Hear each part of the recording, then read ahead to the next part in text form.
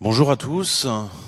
On se retrouve cet après-midi pour parler des questions de santé en Europe et notamment de l'accès aux soins dans une situation où tout le monde ne sera pas forcément d'accord. On en a discuté avec Rémi Pellet tout à l'heure, je vais vous présenter sur les budgets existants et comment ils sont utilisés.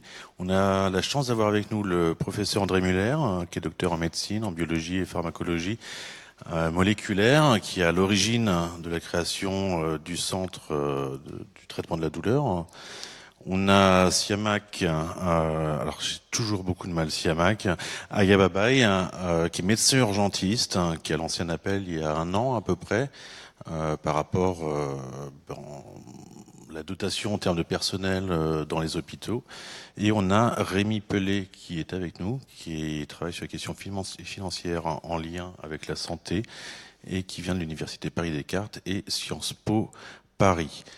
Tout d'abord, je vais peut-être juste donner la parole à Siamak par rapport à l'appel qu'il a lancé il y a un an. On a voulu avoir des gens de terrain, des praticiens, et savoir un petit peu, en tout cas en France, où on en est des réalités du corps médical et de la possibilité de travailler convenablement. Alors, bonjour à toutes et à tous, merci de votre invitation. Alors l'appel c'était il y a un peu plus d'un an, mais le problème reste d'actualité. Je vais vous raconter peut-être, j'étais de garde hier soir, donc comme ça on aura des souvenirs frais de comment ça se passe. Donc on a un service d'urgence d'un CHU scindé en deux services, Haute-Pierre et le nouvel hôpital civil. On accueille à deux cumulés entre 75 000 et 80 000 personnes par an. Et sur ces personnes-là, presque la moitié sont hospitalisées. Plus du tiers sont des personnes de plus de 75 ans. Et nous rencontrons de manière chronique des problèmes qui font que un médecin urgentiste, ça reste généralement 10 ans. Aujourd'hui, son espérance de vie dans son métier, c'est 10 ans généralement. Moi, je suis au bout de ma 10e année là.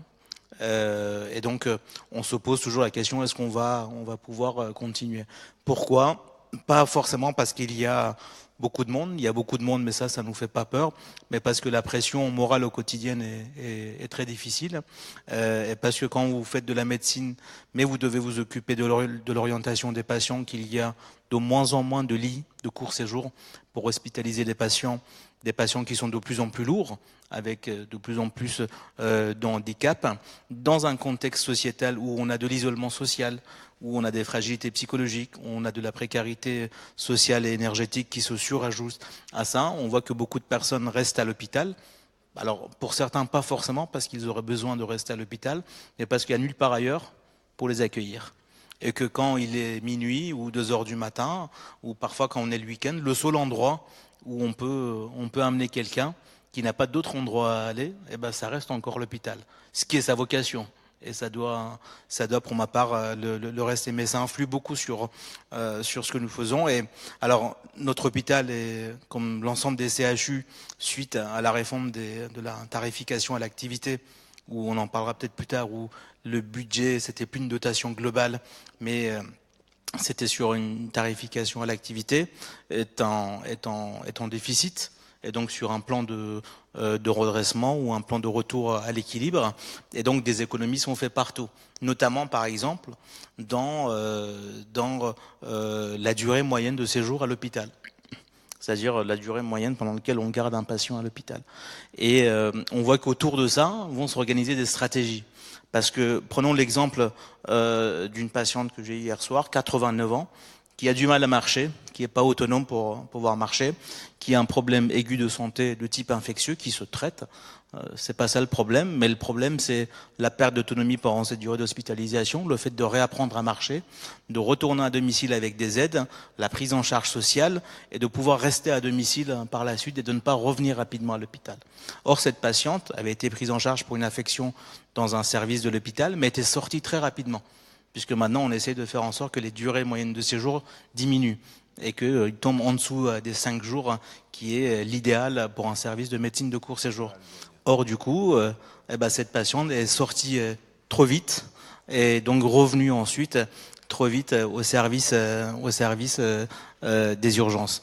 Et quand je parle des stratégies qui s'organisent, c'est que aujourd'hui, il est plus rentable de prendre en charge économiquement, sur le modèle de la T2A, de prendre en charge des patients qui sont plutôt jeunes, des patients qui relèvent plutôt d'une prise en charge ambulatoire ou la chirurgie ambulatoire que les patients âgés. Parce que la T2A, malheureusement, ne prend pas en compte ce qu'est la prise en charge sociale, ce qu'est la prise en charge gériatrique, ergonomique, et toute une série de choses qui sont inhérentes à la situation de nos patients. Et donc, autour de ces stratégies, s'organisent aussi des groupements, des CHU et des hôpitaux publics qui doivent prendre tout le monde en charge. Et puis aussi d'autres types de structures. Sur notre territoire, il existe des structures privées dont certains s'organisent aussi, notamment pour leur service d'urgence que je connais le mieux puisque c'est mon champ d'action, autour des patients qui vont de toute façon rentrer après 2 ou 3 heures à la maison. Donc des pathologies les moins lourdes.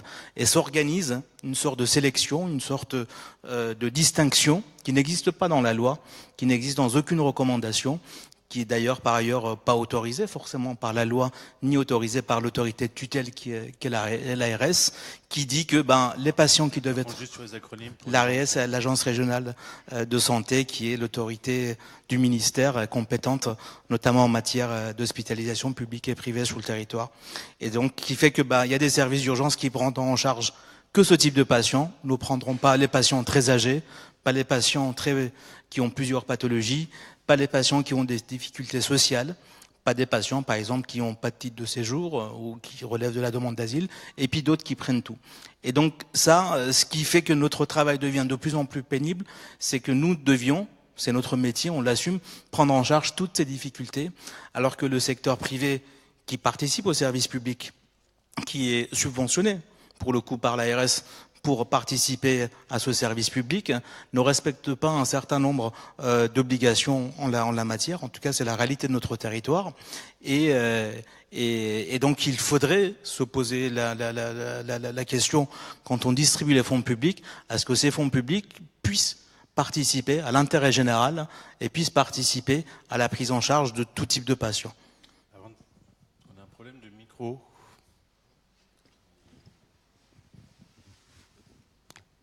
Est-ce que ça fonctionne ? Oui, ça fonctionne à nouveau, merci. Avant de donner la parole au professeur Muller, je voulais juste saluer Jean Sibilia, qui est le doyen de la faculté de médecine de Strasbourg, qui vient de nous rejoindre. Merci d'être parmi nous. Professeur Muller, qu'on avait discuté un petit peu en amont, vous insistiez aussi sur la prise en charge des patients. Parfois, c'était pas forcément opportun de les faire sortir rapidement, parce que ça pouvait coûter plus cher. Voilà, je veux savoir si vous pouviez réagir à ce que vient de dire Siamak. Bonjour à tous. Merci de m'avoir invité lundi. Je vais avouer à M. Nonnenmacher que je n'avais aucune compétence en matière d'économie. Je suis un homme de terrain. C'est bien pour ça qu'on a Rémi Pellet avec nous. D'années, le patron d'anesthésie de l'époque a décidé qu'on ferait un centre de la douleur. Il m'a attrapé, il m'a dit c'est vous qui allez. Moi je connais rien. Bon, 40 ans après, on a quand même une structure, mais ça a duré 40 ans.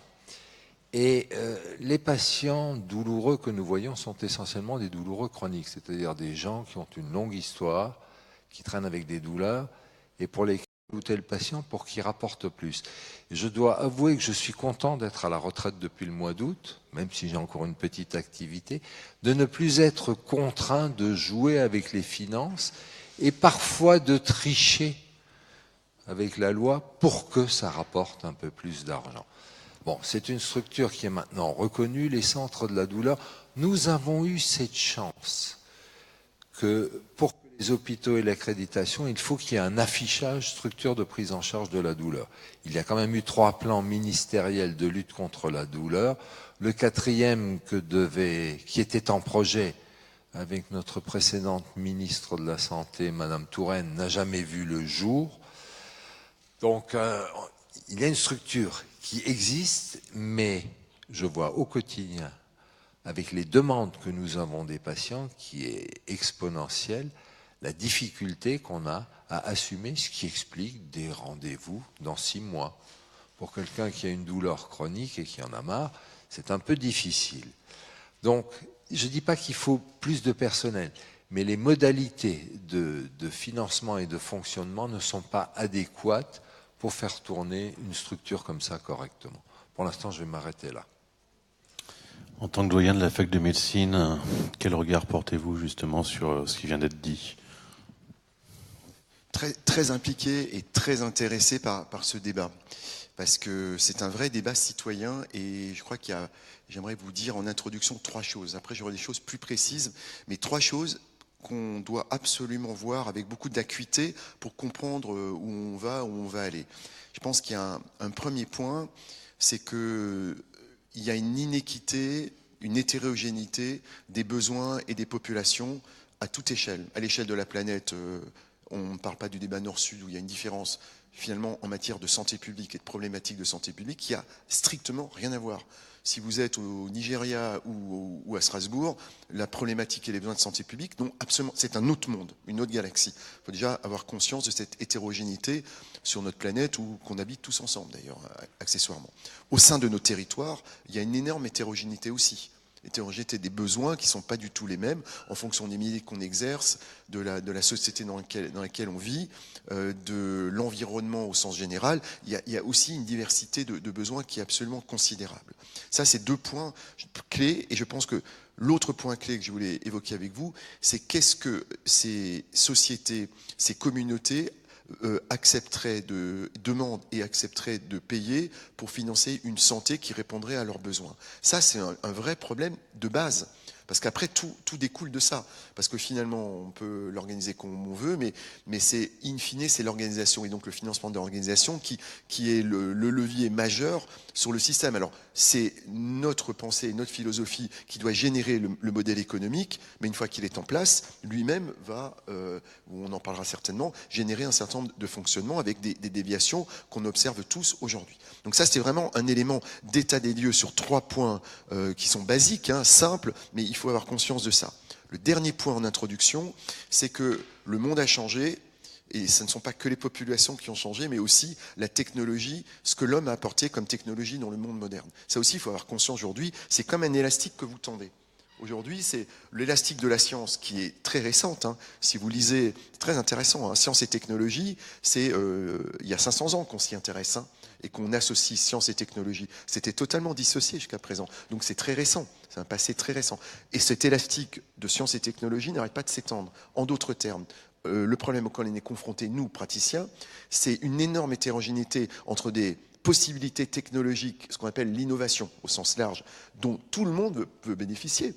Sachant qu'en plus, l'Europe est leader mondial sur les medtech, par exemple. On parlerai après du contexte européen qui est l'écosystème dans lequel on est, mais tout le monde a envie de bénéficier d'un élément technologique nouveau. Et d'ailleurs, presque transsocial, la limite, parce que même aujourd'hui, avec les moyens de communication et d'information, même des gens avec un niveau éducatif relativement modeste, ils ont accès à ce type de connaissances, ce qui n'était pas le cas encore il y a 10, 20 ou 30 ans. Donc aujourd'hui, l'innovation, c'est dans l'esprit de tout le monde. Et c'est à nous d'avoir la capacité organisationnelle et financière de faire accéder, c'est un des leitmotifs de la ministre et des ministres, je veux dire, parce qu'il y a un côté effectivement indispensable pour le citoyen de dire que l'innovation puisse bénéficier à tout le monde. Mais ça, c'est l'élastique qui s'étend. Alors on doit à la fois faire j'allais dire, du soin de secours dans la rue pour des gens qui sont en errance sociale et médicale. Et c'est à nous aussi de continuer à être l'hôtel-Dieu et l'hôpital public d'autrefois et d'accueillir ces gens-là jusqu'à faire bénéficier de la plus haute technologie dans les mêmes établissements ou les mêmes organisations. C'est l'élastique qui s'étend. Ça devient extrêmement difficile de demander à la même communauté formés de la même façon, parce que c'est ça ma responsabilité, d'exercer toutes ces fonctions en même temps. Et la souffrance qu'on sent, parce qu'on peut en parler au sein du monde des soignants au sens large, on ne parle pas des médecins. Soignants, c'est pour moi, c'est le médecin, l'infirmière, l'aide-soignante. Enfin, dans le monde de la santé, cette tension très forte qu'on sent, nous, dans les établissements, elle est liée en partie à ça. Et puis il y a d'autres inéquités qui sont plus microscopiques et qui sont l'inéquité publique-privée, qui sont des leviers de régulation qui, ceux-là, devraient être assez faciles à bouger. Mais le truc principal, qui est l'élastique qu'on étend, qui est inhérent à la progression exponentielle de la science, de la technologie, de l'innovation, versus des besoins sociétaux qui, eux, sont toujours les mêmes ou presque, parce qu'il reste une frange de la population qui n'a pas accès aux soins. Et on peut le prendre dans le sens où on veut. On peut rendre des actes gratuits, on peut combler les déserts médicaux. L'accès aux soins, il est conditionné beaucoup aussi par le côté éducatif des choses. Donc il y a un énorme travail au sein de la société à faire. C'est-à-dire le côté éducatif. Apprendre à prendre soin de soi-même. Le vrai problème est là. Comment voulez-vous faire de la prévention ou des soins primaires de qualité si l'individu lui-même n'a pas conscience qu'il faut prendre soin de lui-même? Et ça, c'est de l'éducation à l'école, tout petit, et qui se transmet de génération en génération. Et ça, on l'a loupé. Je pense qu'on a loupé l'éducation civique de la santé qu'on aurait dû mettre en place il y a bien longtemps. On ne l'a pas fait, et à tort. Et aujourd'hui, on va payer, je pense, la note pendant un certain temps avec des populations exclues ou mal soignées, qui n'ont pas accès dans l'élastique à l'extrémité droite de l'élastique. C'est dommage de nous, soignants, d'observer ce phénomène-là. Comment le rattraper? Ça sera l'objet du débat. J'en parlerai après. Il y a certainement des choses à bouger, à faire bouger dans la société de demain.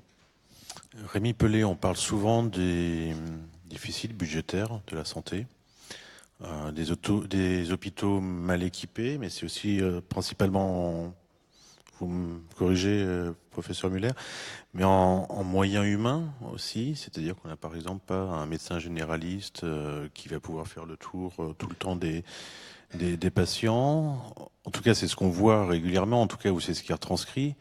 Est-ce que c'est simplement des minorités qui arrivent à s'exprimer dans les médias ou autres, ou est-ce que c'est une réalité? Ça se passe comment? Parce qu'on en parle d'élasticité aussi,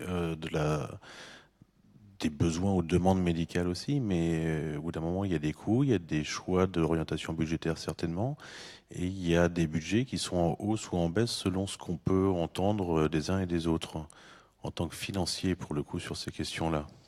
Vous avez dit, j'ai bien dit financier. Hein, oui, tout d'abord, comme je vais jouer probablement le rôle du méchant dans le dialogue, je plaisante, je crois que tout le monde aura compris la plaisanterie. Je tiens à préciser que je ne représente en aucun cas le ministère et que je suis même en désaccord avec de nombreux choix qui ont été faits ces dernières années. Mais je crois qu'on ne sera pas d'accord sur les désaccords. Et d'où la nécessité de dialoguer. Contrairement à ce que vous avez dit, je crois qu'il n'y a pas un problème de financement, mais un problème d'organisation. Alors que vous sembliez dire le contraire. C'est-à-dire qu'il y avait, qu'en gros, vous saviez vous organiser, mais que les financements ne suivaient pas. Je crois exactement le contraire. On va raisonner en macro, comme on dit, en macroéconomie, puis on va descendre à la microéconomie. On nous dit souvent que l'Europe est à l'origine d'une sorte de privatisation des États-providence. Il y a un excellent collègue qui est maintenant au Collège de France, Alain Supiot, qui a même écrit un livre sur le sujet dont un chapitre est ainsi intitulé « La privatisation des États-providence à cause de l'Union européenne ». Et quand nous préparions cette réunion, vous me disiez que à l'Europe, on imputait une obligation, le fait que les États étaient obligés de réduire leur budget de santé. Et que la source des problèmes en France, comme dans les autres pays européens, naît de cette austérité, en quelque sorte. Je crois que c'est tout à fait faux. Pour une raison simple, c'est que nos budgets consacrés à la santé ne cessent de croître. Il suffit de regarder les chiffres. Il y a, depuis 1996, une loi de financement de la sécurité sociale qui est votée tous les ans, et au sein de laquelle on vote un objectif national de dépenses d'assurance maladie. C'est-à-dire l'objectif des dépenses de l'assurance maladie, c'est-à-dire la couverture par l'assurance maladie des soins. Eh bien, pour 2017, le taux de croissance de cet ONDAM par rapport à 2016, c'était plus 2,1%. Or, notre PIB, lui, qui représente la richesse produite tous les ans, ne croît dans le meilleur des cas, 1% ces dernières années. Là, on espère que ça va être un peu plus d'ici la fin de l'année. Mais on voit bien qu'il y a un écart entre la recette, puisque le PIB, c'est la richesse produite et aussi les recettes affectées à la sécurité sociale. En gros, il y a une sorte d'indexation des recettes sur la croissance du PIB et la croissance des dépenses. Les dépenses croissent de santé, prises en charge par l'assurance maladie, croissent plus rapidement que la recette. Et on a une augmentation continue des budgets de santé. Donc, en aucun cas, on ne peut parler d'une austérité dans le domaine de la santé. Et ce qui vaut pour la santé vaut aussi pour les autres domaines de la protection sociale. Et la France, en particulier, s'illustre par un taux de dépenses publiques, et au sein des dépenses publiques, dépenses sociales, tout à fait exceptionnel. On n'a jamais dépenser autant pour le public et en particulier pour le social. Jamais dans l'histoire de notre pays, dans l'histoire de l'Europe, dans l'histoire du monde. Donc, on peut continuer à avoir un discours totalement contraire. Il est contraire à la réalité. Il n'est pas contraire à mon discours, il est contraire à la réalité. Donc, on n'a pas un problème de financement. On a un problème qui vient de l'excès de croissance des dépenses de santé. Alors, d'où vient cet excès de croissance? Il y a plusieurs facteurs. Et là, ce sont les économistes qui parlent, je ne le suis pas, je suis modestement financier, catégorie particulière, mais en gros, les économistes s'intéressent aux causes de croissance des dépenses, notamment, et ils nous disent qu'il y a plusieurs sortes, notamment il y a le progrès médical, monsieur le doyen, vous l'avez souligné, il y a le progrès médical, et le progrès médical est probablement un des facteurs les plus importants des croissances des dépenses avant le vieillissement. Contrairement à ce qu'on croit, ce n'est pas le vieillissement qui est la première cause des dépenses de l'augmentation, c'est plutôt les progrès médicaux. Le progrès médical qui profite à tous les âges de la vie, avant même qu'on naisse, la mère qui porte l'enfant, une fois l'enfant qui naît, et puis pendant tout le cours de la vie, les progrès médicaux fonctionnent. Et puis il y a des règles simples en économie de la santé, on les connaît tous à peu près, c'est l'offre qui suscite la demande, donc plus on augmente l'offre de santé, plus elle génère sa propre demande. Vous, dans une ville, vous ajoutez des médecins, ils auront une clientèle. Et les autres ne perdront pas leur clientèle. Ce qui veut dire qu'il y a deux solutions. Ou une partie de la clientèle n'était pas satisfaite, n'avait pas satisfaction, n'était pas bien soignée, ce qui généralement est faux dans notre pays. Ou alors, la nouvelle offre a créé sa propre demande, c'est-à-dire qu'on a voulu voir un autre médecin parce qu'on se disait qu'il était meilleur que le précédent, sans renoncer au précédent. Alors, ça, c'est un des premiers facteurs de croissance, c'est l'offre qui suscite la dépense. Puis la deuxième chose, c'est qu'il y a une sédimentation des techniques médicales. Si on a inventé, je parle en béotien et devant des médecins, donc vous me contrôlerez, mais en gros, on a inventé la radiologie, puis après on est passé à d'autres techniques, le scanner, l'IRM, je les donne dans le désordre. Eh bien, quand on a l'IRM, on n'a pas supprimé la radio. Donc, qu'est-ce qui se passe? On a une première dépense de radio, si on ne voit rien, on passe à l'IRM, si on ne voit rien, on passe à l'autre, etc. Et forcément, on a une augmentation de la dépense. Or, ce qui n'est pas le cas généralement dans les autres secteurs économiques. Quand on fait une économie, qu'on a une technologie, elle remplace la précédente et généralement on y gagne en coût. Ce n'est pas le cas. Donc il y a beaucoup de facteurs d'augmentation des dépenses et les pouvoirs publics essayent de répondre à ces dépenses-là. Alors est-ce qu'ils réduisent les budgets de santé? Pas du tout. Ils ne cessent de croître. Il ne cesse de croître. Donc, à partir de là, on peut considérer qu'on ne peut peut-être pas aller encore au-delà de ce qui est fait, c'est-à-dire continuer à avoir des dépenses qui croissent beaucoup plus vite que la recette. Il y a deux solutions. Ou on augmente la recette, mais on n'y arrive pas, pour des tas de raisons sur lesquelles on pourra revenir, notamment parce que peut-être que nos modèles de croissance sont terminés, on ne retrouvera plus les taux de croissance des 30 glorieuses, donc il faut peut-être faire son deuil de cela, et à ce moment-là, il faut envisager de mieux répartir la dépense, et mieux l'organiser. Et il me semble que les difficultés de notre système tiennent aux défauts de notre système d'organisation.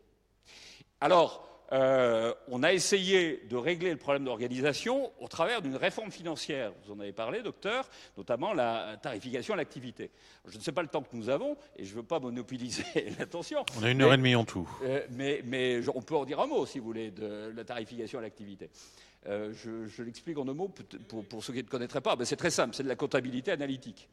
Alors, avant la tarification à l'activité, l'acronyme c'est T2A, on avait un système de budget global. C'est-à-dire qu'on avait décidé au milieu des années 80, au début des années 80, que le budget des hôpitaux en 83, ça serait le budget de leur année suivante, plus le taux de croissance du PIB. Pourquoi? Puisque comme les recettes croissent comme le PIB, eh bien les dépenses hospitalières ne devaient pas croître au-delà du PIB. Donc on avait pris la photo des dépenses de l'année 83, puis on avait dit vous aurez le même budget l'année suivante, plus le taux de croissance du PIB.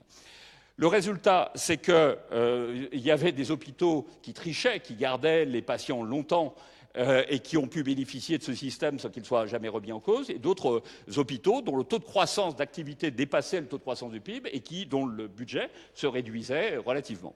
Donc on a voulu dépasser ce système-là en passant à un système de tarification à l'activité qui est une comptabilité analytique. Ce sont les Américains qui ont fait ça, les Canadiens, puis on l'a importé. C'est très simple, on prend la chaîne de soins, des actes, on voit ce que coûtent les soins dispensés aux différentes catégories de population en fonction de leurs caractéristiques, leur âge, leur pathologie, etc., etc.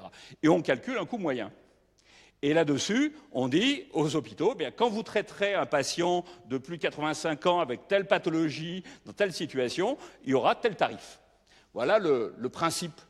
Alors, je ne rentre pas dans les détails, on pourra le faire tout à l'heure, on le verra, mais quel était l'objectif? C'était de dire qu'il n'y avait pas de raison, puisque c'était un tarif moyen qui était calculé, non pas théoriquement, mais sur la base des résultats des établissements. Il n'y a pas de raison que l'assurance maladie paye plus cher les mêmes soins pour les mêmes patients ayant les mêmes caractéristiques à Strasbourg qu'à Marseille, ou l'inverse. Généralement, c'est le contraire. Donc, on disait aux hôpitaux marseillais, désormais, Marseillais ou d'autres, désormais, vous facturerez exactement comme Strasbourg. Si Strasbourg le peut, vous le pouvez aussi. Et si vous n'y arrivez pas, il faut vous réformer. C'est comme ça qu'on a appliqué cette réforme-là. Elle a des défauts, mais le principe est plutôt bon. Pourquoi payer plus cher des actes, des soins qui sont identiques en fonction des mêmes caractéristiques de population? Alors, on l'a appliqué pour, et j'en termine par là, ça c'était de la technique, j'essaie d'expliquer très rapidement, très succinctement, pour la médecine, ce qu'on appelle la MCO, médecine chirurgie obstétrique, qui est très objectivable d'une certaine manière. Surtout pour la chirurgie et l'obstétrique, c'est objectivable. Pour la médecine, plus difficilement, avec les pathologies, disons, du type diabète et autres, qui sont difficiles à objectiver. Et cela pose des problèmes de transposition à d'autres domaines, notamment la psychiatrie et autres. Et les pouvoirs publics, ces dernières années, tendent à revenir là-dessus. Alors, je dis encore un dernier mot. Vous avez dit, monsieur, qu'il y avait des enveloppes. Alors, il faut expliquer qu'à côté de ces tarifs objectifs valant pour le public et comme le privé, et au sein du public entre les différents établissements, il y avait quand même des enveloppes, et il y a toujours des enveloppes, qui ne cessent de croître, qu'on appelle les MIGAC, Missions d'intérêt général et d'aide à la contractualisation. C'est un acronyme imbécile comme tous ceux qui existent. Mais enfin, bon, il existe. Et la réalité est là. C'est que ce sont plusieurs milliards qui sont donnés pour des établissements qui ont des caractéristiques particulières, et notamment sociales, qui ont des profils de patients particuliers, et qui, donc, ces coûts générés par ces profils particuliers sont couverts par ces MIGAC. Et au passage, c'est le secteur public qui reçoit la quasi-totalité des MIGAC. Donc, ce n'est pas le privé qui capte ces MIGAC-là. Donc, les hôpitaux peuvent difficilement se plaindre qu'on ne prend pas en compte les spécificités sociales, puisque, à côté de la tarification propre au secteur public, qui est différente de celle du privé, on en parlera, plus favorable que celle du privé, ils captent l'essentiel des missions d'intérêt général. Jean Sibilia, vous vouliez réagir? Oui, c'est un débat extrêmement intéressant. Je veux dire, qui anime les foules depuis des années et qui a animé les ministères depuis des années. C'est un vrai, je répète, un vrai débat citoyen. Ce que vous dites, et je le partage en partie à l'échelle macroscopique. Là où je suis d'accord avec vous, c'est que je ne crois pas que ce soit une problématique d'enveloppe globale du financement de l'État de la santé. Parce qu'on met des milliards et des milliards d'euros. Le financement de la sécurité sociale, de la maladie, peut dépasser le budget de certains États. Quand on va se comparer à ces comparables, évidemment, mais quand je répète, on habite sur la même planète. Moi, je suis très sensible à ça. On a cette solidarité commune au sein de l'Europe et au sein du monde qu'on habite. Je veux dire, quand on va à Madagascar aujourd'hui, les gens meurent de peste, d'épidémie de peste. Voilà, donc, il faut quand même relativiser aussi de temps en temps, avoir une forme de solidarité intellectuelle par rapport à tout ça. Alors, je veux bien qu'on râle parce qu'on ne voit pas le médecin dans les 15 jours, ou qu'on est mal accueilli aux urgences, ou que les gens aux urgences trouvent que c'est compliqué. Ouais, mais revenons quand même à des choses basiques. Je vais quand même faire cette réflexion-là parce que je pense qu'elle a du sens. Donc, à l'échelle macro, je crois qu'on met effectivement, l'État met beaucoup d'argent dans la santé. On ne peut pas dire qu'on n'en met pas beaucoup, on en met beaucoup. Là où il y a discordance, c'est dans l'analyse que vous faites du modèle micro. Modèle micro, pour moi, c'est quand on descend à l'échelle d'un territoire ou d'un établissement, et comment fonctionne ce financement et cette organisation. Je pense qu'à l'échelle micro, il y a une mauvaise répartition des finances, il y a encore des doublons, il y a encore des financements d'hôpitaux ou d'activités qui n'ont pas été financés, en particulier dans l'activité privée. Je prends un exemple sans polémique, mais pourquoi financeront-on à côté de l'hôpital public, une xème activité de cardiologie interventionnelle dans une clinique privée, alors qu'il n'y a pas... Voilà, ça c'est des trucs que moi je ne comprends pas. Pourquoi, à 30 km de Grenoble, l'État investit-il 80 millions d'euros pour créer une clinique privée qui, finalement, dans l'offre de soins, je ne suis pas sûr qu'elle apporte grand-chose. Moi, je suis critique. Il faut être critique aussi là-dessus, quoi. Donc, c'est dans la répartition de la masse, déjà dans la répartition des dotations, qu'il y a une vraie problématique, dans les doublons, dans la répartition. Si je descends encore pour répondre à votre intervention, dans la répartition et dans le modèle économique T2A. OK.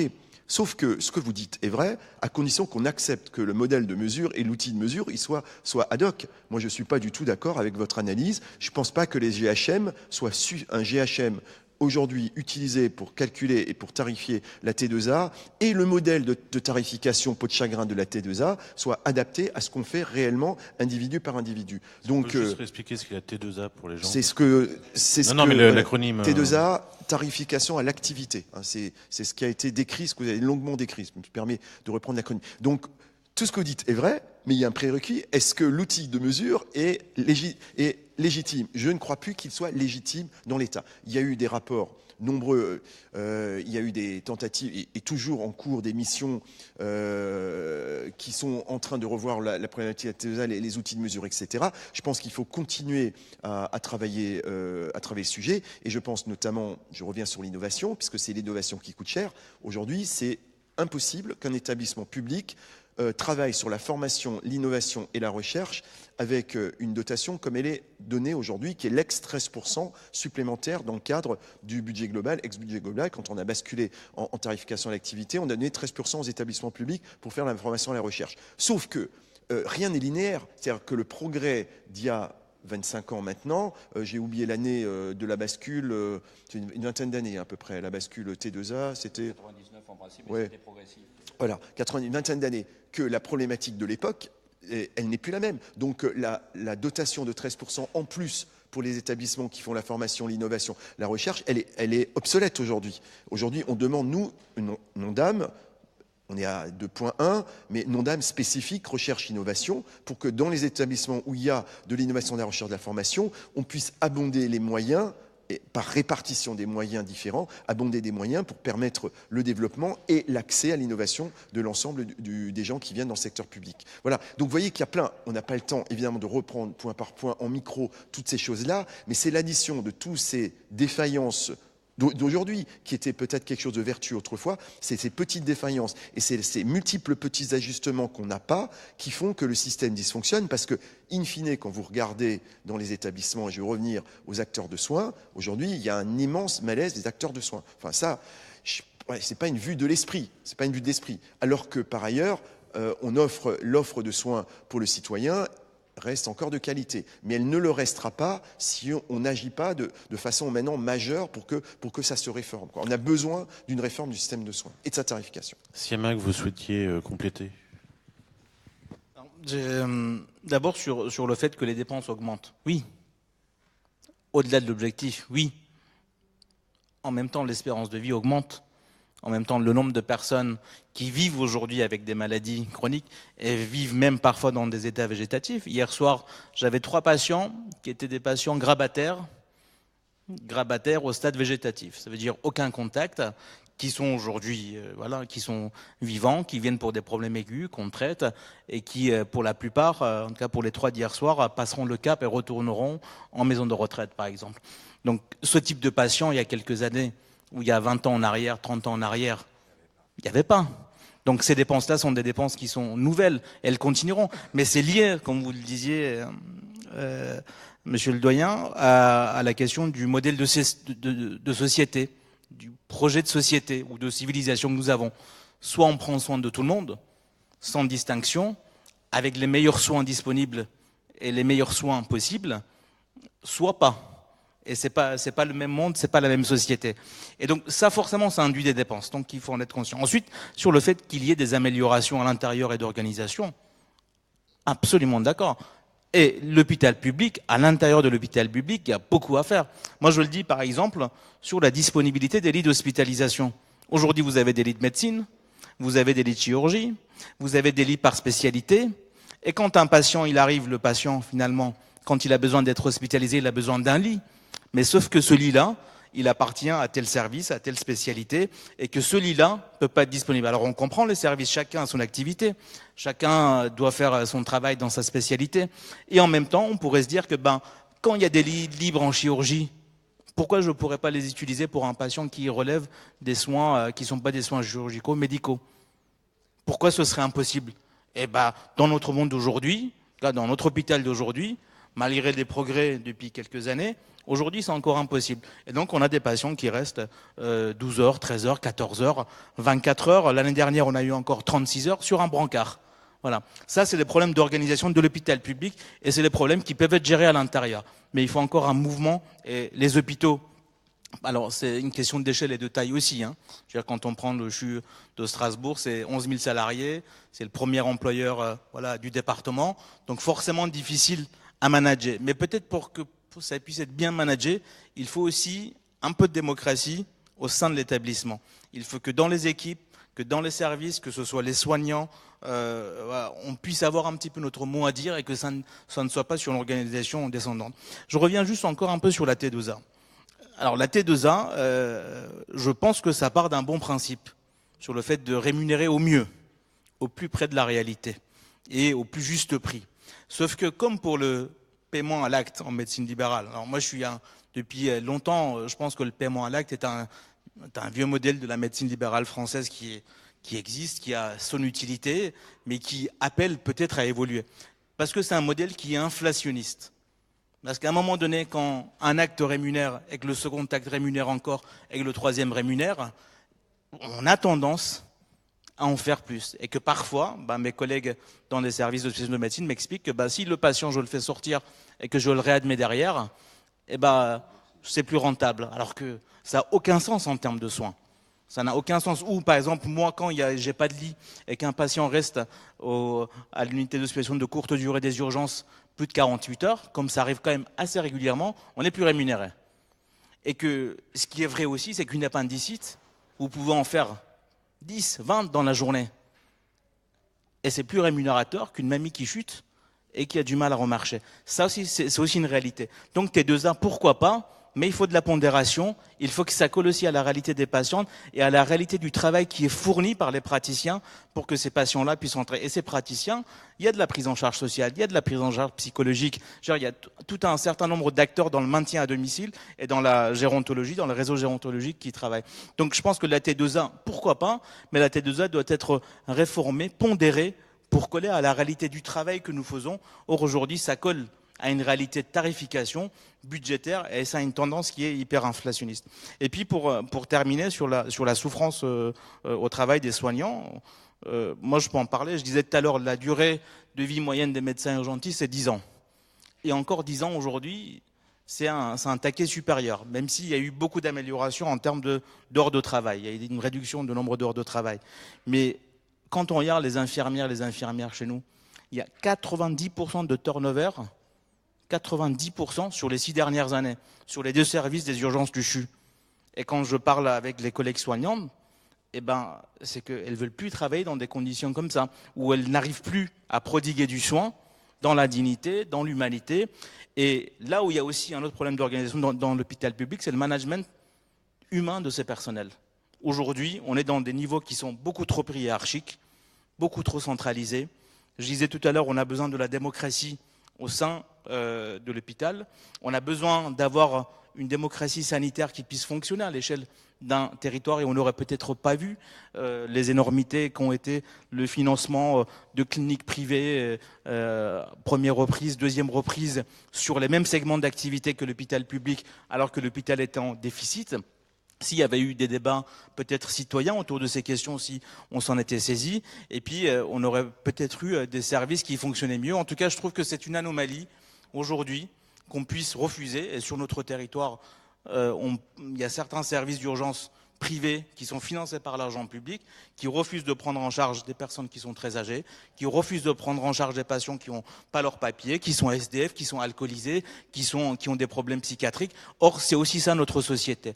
Et c'est aussi notre rôle de soin, il est aussi là. Et donc, je pense que tous ces éléments-là, vous avez raison, ça nécessite un débat sociétal. Et malheureusement, et notre panel le traduit, les questions de la santé aujourd'hui sont beaucoup trop souvent des questions de spécialistes ou de praticiens. Il faut que ça devienne beaucoup plus des questions sociétales. Pardon.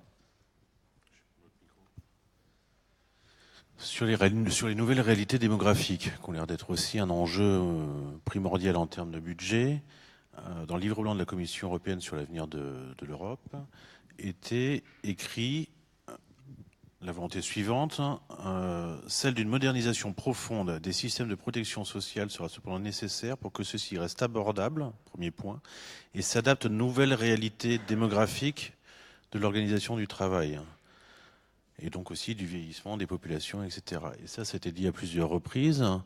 Et si on prend les données financières, voilà, de mon côté béotien, j'ai pas l'impression que ce soit totalement pris en compte aujourd'hui. En voyant, en tout cas, tel que je l'ai compris tout à l'heure dans votre exposé, Rémi Pellet, c'est que vous disiez, ben voilà, on augmente sans cesse, mais les problèmes augmentent sans cesse, comme a pu le dire aussi tant Monsieur le Doyen que Simak Akababaye.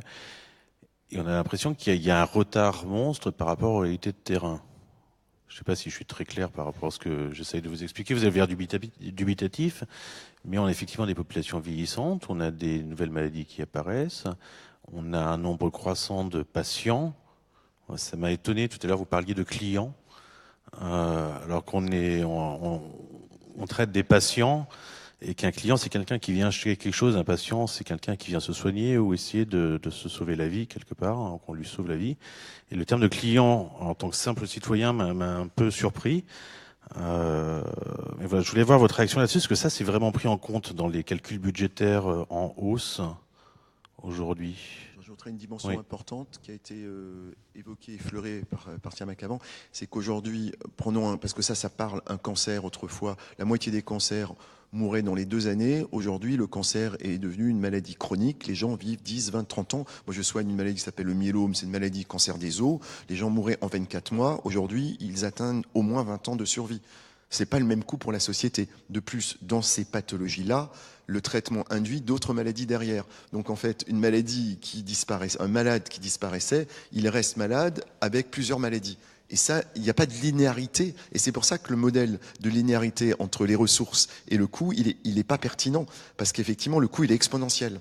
Et si je mets en parallèle l'expansionnalité du coût de l'innovation, ça vous l'avez dit très justement, et je donnerai un exemple qui est spectaculaire et qui parle, a été mis sur le marché il y a 1 mois, un nouveau médicament, mais vraiment révolutionnaire, dans la leucémie aiguë de l'enfant. Une forme particulière de la leucémie aiguë de l'enfant, qui, dans une forme rare mais très grave, entraînait la mort dans 100% des cas. Il y a une firme internationale, Novartis, qui a commercialisé un médicament de biotechnologie intelligent, produit à partir des cellules du propre petit malade, qui va se retourner contre la tumeur elle-même, leucémie elle-même, et guérir dans 100% des cas, ou 99% des cas, une leucémie qui était mortelle dans 100% des cas. Coût de mise sur le marché de cette molécule, j'arrondis, $500 000 le traitement, unitaire, pour un malade.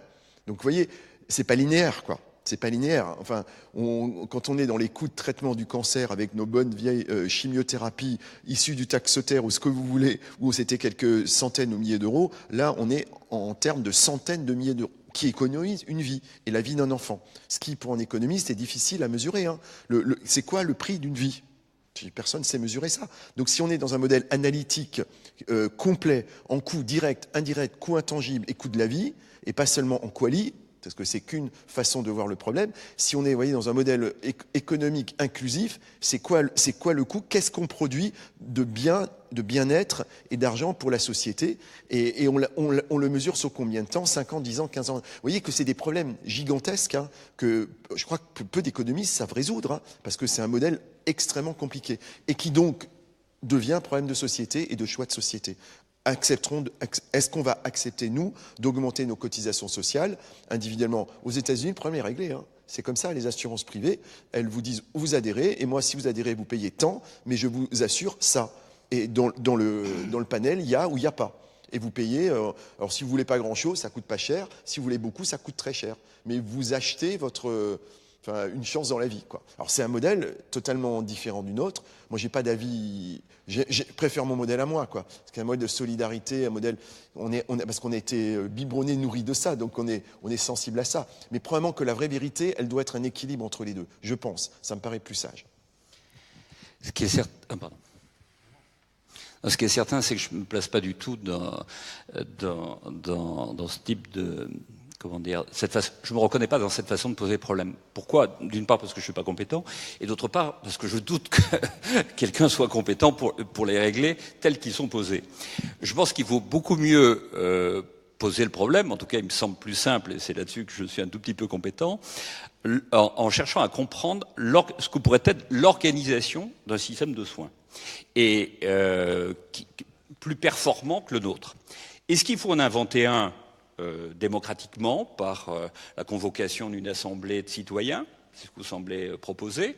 Est-ce qu'il faut en inventer un en convoquant des experts? Je crois ni à la première solution ni à la seconde. Je crois en revanche à la nécessité de voir ce que font les autres, pour voir s'ils font mieux ou pas. Alors, vous avez parlé du système américain, il sert de repoussoir à juste titre. À mon avis, on lui fait parfois un mauvais procès, parce que, mais il y a de très bonnes raisons de refuser ce système. Mais regardons ce qui se fait ailleurs. Nous sommes en France dans un système nous sommes le seul pays développé, important, qui a organisé la non-concurrence entre établissements de santé. Or, premièrement. Deuxièmement, on a une particularité, on a un financeur, c'est l'assurance maladie, qui finance la quasi-totalité des dépenses hospitalières, et qui n'a pas son mot à dire. C'est l'État qui décide. C'est une singularité de ce pays. Ça a été décidé en 1945. En 1945, on a dit l'assurance maladie va négocier avec les médecins pour leurs tarifs. Et c'est l'assurance maladie qui négocie, ça continue, il y a des conventions médicales, elles doivent être approuvées par les pouvoirs publics, mais c'est l'assurance maladie, c'est le financeur qui est le décideur, sous le contrôle de la tutelle. Du côté des hôpitaux, non, c'est l'État qui décide, et c'est l'assurance maladie qui paye. Or, le problème, c'est que l'État a un représentant. C'est tel préfet, c'est l'ARS, qui est un préfet sanitaire, qui est révocable, ad nutum, tous les mercredis en Conseil des ministres. Donc on voit mal comment ce préfet sanitaire va prendre des décisions en toute indépendance dans le seul intérêt de l'assurance maladie. Il va prendre d'autres considérations, d'autres éléments en considération, et notamment celui de l'emploi public à l'hôpital. Comme le principe, c'est que les établissements ne seront pas en concurrence. Tous les autres pays ont organisé un système de concurrence. Nous avons organisé un système de planification administrée, pire qu'avant, c'est-à-dire dans les années 70, le système est plus planificateur qu'il n'était. Nous sommes les seuls à faire ça. Et comment va faire le préfet sanitaire? Eh bien, il va arbitrer en fonction en prenant en compte l'acquis, ce qui existe, et en évitant les conflits sociaux, disons les choses. Moi, ce qui me marque, c'est le fait que les établissements publics ont un statut qui ne me semble pas approprié, qui n'est pas souple, qui ne permet pas la démocratie, comme vous dites, la démocratie sanitaire, et qui ne permet pas non plus la souplesse que toute entreprise privée a, et que même les caisses de sécurité sociale ont. Les caisses de sécurité sociale gèrent un service public administratif, ce sont des organismes de droit privé, et leurs agents sont des salariés. Et bien, je peux vous assurer qu'un directeur de caisse de sécurité sociale a plus de marge de manœuvre qu'un directeur d'hôpital, et encore plus un directeur d'ARS. Et j'enseigne je vais prendre une autre comparaison, dans le domaine universitaire, j'enseigne dans 2 établissements, les 2 participent du service public, Sciences Po Paris, organisme de droit privé en quelque sorte, qui gère un service public, et puis l'Université Paris-Descartes, système public qui gère un service public. Et bien, je peux vous assurer que je vois la différence en termes d'organisation de l'enseignement. Alors, la clientèle n'est pas la même. Sciences Po sélectionne à l'entrée, mais je vous signale, et vous le savez mieux que moi, puisque c'est vous qui l'organisez, les médecins sélectionnent leurs étudiants à l'entrée aussi. Je ne compare pas en termes de résultats. Non, mais je ne parle pas des résultats finaux, c'est-à-dire la capacité, les débouchés des étudiants. Ce n'est pas ce que je compare. Je compare l'organisation interne. Le fait que dans mon service administratif à l'université, tout dysfonctionne, du bas jusqu'en haut. tout dysfonctionne. Alors, ça dépend. Peut-être qu'à Strasbourg, ça va mieux. Je peux vous assurer, ça ne va pas. Et il est impossible de le réformer parce que le statut protège les personnes, mais ne protège pas simplement les personnes comme elle devrait le protéger, mais aussi protège l'impéritie. Et ça, il faut en tenir compte. Si on ne réforme pas le mode d'organisation des producteurs de soins, des offreurs de soins, eh bien, on n'y arrivera pas. Et alors, la réforme doit être portée dans les établissements de santé, mais doit être portée aussi, vous l'avez très bien dit, dans la médecine libérale. L'organisation de la médecine libérale, le médecin tout seul, derrière son bureau, recevant des patients et faisant des chèques sur la sécurité sociale à tour de bras, c'est évidemment dépassé. C'est ce qu'on est en train de dépasser par des maisons de santé et autres, par des financements qui ne sont plus simplement à l'acte, mais des enveloppes, pour que le médecin ne soit plus sous la pression de sa patientèle et pas sa clientèle. Mais on ne peut pas prendre les gens pour un mot. Hein. Juste une question avant de repasser la parole à Siama qui voulait intervenir. Vous dites que la France est une exception, dans le mauvais sens du terme. Mais par exemple, en Europe, quels seraient vos modèles ? Alors,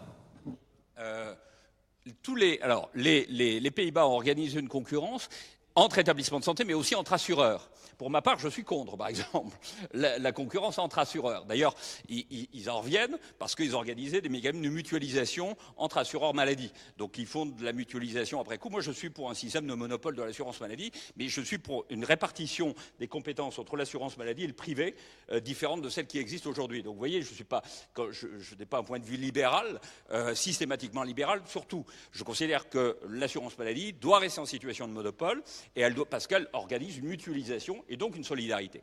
Simplement, comme c'est l'assurance maladie qui finance les soins, c'est elle qui devrait décider. Et quand elle décide, il n'y a pas de raison qu'elle paye un service plus cher, de même qualité, plus cher à un endroit qu'à l'autre. Ça répond pas à la question. Ça répond pas à la question. Si, et ça répond à la question. Non, mais quel serait votre modèle en Europe ? Vous dites que c'est pas les Pays-Bas. Donc alors, tous les différents pays européens ont essayé mais ont mis en place un système de concurrence.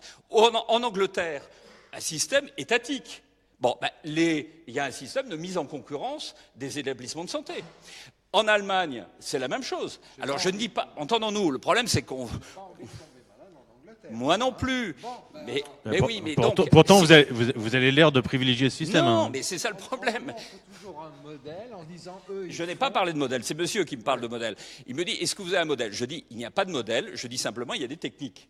Et je pense qu'on peut très bien avoir un système de l'assurance maladie qui continue à prendre en charge l'essentiel de la dépense hospitalière. Je crois ça très important de le sauvegarder, mais avec un dispositif où ça serait l'assurance maladie qui arbitrerait, qui ferait les choix et qui serait capable de mettre en concurrence les établissements de santé. Et de ce point de vue-là, l'Angleterre, l'Allemagne le fait, mais pas nécessairement dans les conditions qu'il faudrait transposer. Mais le principe, oui. D'ailleurs, aujourd'hui, théoriquement, il y a une concurrence. Théoriquement, on a des établissements privés, des établissements publics qui vont vers l'ARS, qui leur disent nous voulons travailler, autorisez-nous à le faire. Sauf que, comme l'établissement public est là et que le directeur d'ARS n'a aucun intérêt à remettre en cause l'établissement public, mais sinon il va avoir la grève et il va avoir un traumatisme social dans la commune, sa marge de manœuvre, c'est la clinique privée. Et la clinique privée, dans certains cas, son activité peut être inutile. À Grenoble, je ne sais pas, je ne peux pas me prononcer sur le cas. Mais ce que je sais aussi, c'est qu'elle peut très bien faire exactement le service public. On peut lui confier des missions de service public à moindre coût. Et pourquoi elle y arrive ? Tout simplement parce que son mode d'organisation est différent. C'est tout. Et si on lui met les mêmes exigences, si on veille à ce qu'elle ne rejette pas les patients, ce qui est sanctionné pénalement, si vous prenez des exemples d'infractions pénales pour pouvoir condamner un système, on s'en sort plus. Parce qu'à ce moment-là, je vais vous dire, le fait que certains de vos confrères qui tarifient 3 fois en regardant les hôpitaux, et c'est la malversation financière aussi. Bon, donc si on prend le problème par ce biais-là, mais si on dit...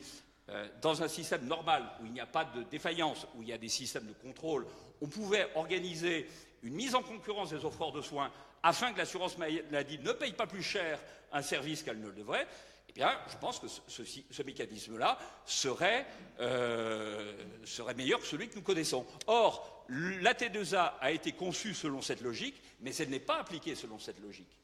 Elle n'est pas appliquée selon cette logique, ce qui fait que personne ne s'y retrouve, ni le privé, ni le public. Siamak. Alors, moi, je souhaiterais apporter quelques nuances tout de même à vos propos, en tout cas des réserves pour le moins personnelles. D'abord, vous dites qu'on est sur un système très administré. Notons tout de même que s'il y a parfois des économies à faire dans l'assurance maladie, c'est parfois sur des remboursements indus un certain nombre de traitements qui, depuis des dizaines d'années, ont été remboursés et dont l'efficacité scientifique vient, en tout cas, peine à être démontrée et qui ne sont pas utilisés, alors, dans le cas, dans les bonnes indications. Rien que ce secteur-là, ça génère tout de même plusieurs millions, voire des centaines de millions d'euros de dépenses. Ensuite, vous dites manque de souplesse. Moi, je vous donne un contre-exemple simple pour un secteur que je connais, qui est celui des urgences. On a une augmentation annuelle de 5% du nombre de patients. Toujours plus âgés, qui nécessitent toujours des soins plus lourds, qui doivent être hospitalisés, et on fait face à un moyen constant. On fait face à un moyen constant, et moi, depuis les 10 dernières années que je suis aux urgences, depuis les 10 dernières années, il y a toujours plus de patients, et on arrive à faire face. Donc la souplesse, on l'a. La souplesse, on sait faire. C'est pas, je veux dire, on augmente le nombre de passages annuellement, on augmente les difficultés annuellement, et on y arrive. Ça, c'est... sur la qualité de service rendu, on n'a pas plus de mortalité. Et je peux vous dire que quand, par exemple, en service après-vente, si je pouvais utiliser ce terme, les cliniques privées n'arrivent plus à assurer, où est-ce qu'atterrit le patient? Il atterrit aux urgences publiques. Quand, hier soir, une clinique privée de Strasbourg, qui a obligation de soins 24 heures sur 24, n'arrive pas à assurer une patiente en son sein, hospitalisée dans son service, et où est-ce que cette patiente va arriver? C'est aux urgences. Donc à un moment donné, je pense que nous, on est très flexible, on est très souple, et on y arrive. Et sur le fait, sur la question publique-privée, bien sûr, il y a des cliniques privées qui remplissent la fonction de service public sans problème. D'ailleurs, il y a des groupements de cliniques à Strasbourg privés avec qui ça se passe très bien parce qu'on a dessus. Mais tout dépend, on est sur quel mode aussi de rémunération des médecins. Si on est sur un mode purement libéral ou sur des modes salariés, on n'a pas la même attitude. Je suis désolé, parce qu'un être humain est un être humain. On n'a pas la même attitude vis-à-vis du travail qu'on est en train de faire. Si quand vous voyez 10 patients, vous êtes payé 10 fois plus, et quand vous voyez 10 patients, vous êtes payé le même salaire garanti, avec les formations, avec vos congés maladie, avec ce que vous voulez, vous avez une autre manière, une autre sécurité de travailler. Je pense qu'il y a intérêt pour la médecine libérale à évoluer vers un modèle où les médecins sont sécurisés, parce qu'un médecin libéral peut gagner beaucoup d'argent, mais pas de congé, ou en tout cas s'il y a des congés, c'est qu'il n'y a pas de revenus, pas de congé maladie forcément, une retraite exécrable et des possibilités de formation indépendantes qui ne sont pas vraiment garanties. Donc il y a quelque chose à faire du côté de la médecine libérale. Et puis pour terminer, moi je crois beaucoup, et je voudrais terminer là-dessus, sur la question des continuums de soins.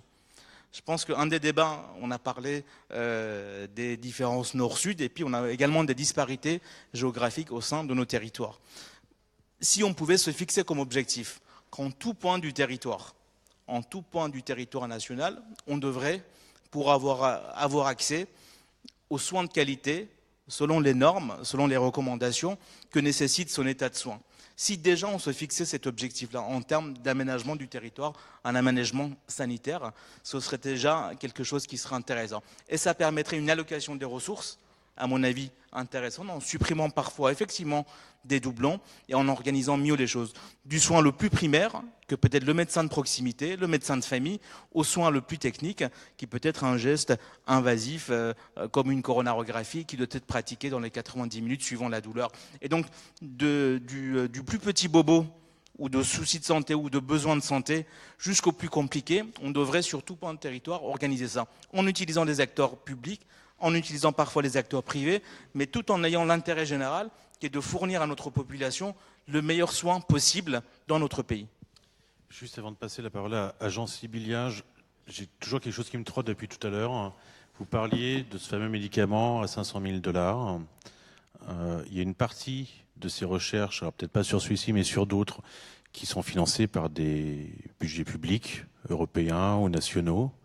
Il y a une réflexion qui avait commencé à être menée au sein du Parlement européen, qui est notamment pour le coup portée par les Verts, mais aussi par d'autres. Je pense notamment à Yannick Jadot pour les Verts, et Michel Rivasi, qui disait qu'à partir du moment où on a des fonds publics qui entrent dans la recherche et dans la réalisation d'un médicament derrière qui peut sauver des vies, est-ce qu'on ne devrait pas avoir une obligation de le rendre accessible aux gens?